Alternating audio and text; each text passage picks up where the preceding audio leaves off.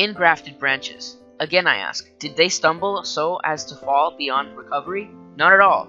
Rather, because of their transgression, salvation has come to the Gentiles to make Israel envious.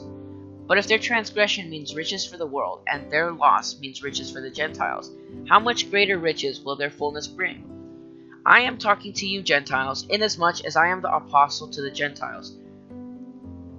I make much of my ministry, in the hope that I may somehow arouse my own people to envy and save some of them. For if their rejection is the reconciliation of the world, what will their acceptance be but life from the dead? If the part of the dough offered as firstfruits is holy, then the whole batch is holy. If the root is holy, so are the branches. If some of the branches have been broken off, and you, though a wild olive shoot, have been grafted in among the others, and now share in the nourishing sap from the olive root. Do not boast over the branches. If you do, consider this. You do not support the root, but the root supports you.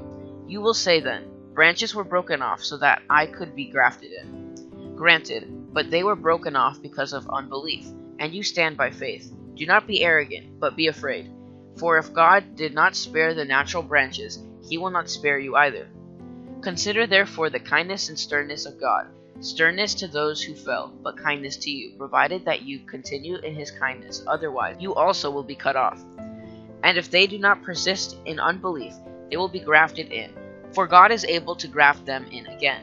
After all, if you were to cut out of an olive tree that is wild by nature, and contrary to nature were grafted into a cultivated olive tree, how much more readily will the natural branches be grafted into their own olive tree?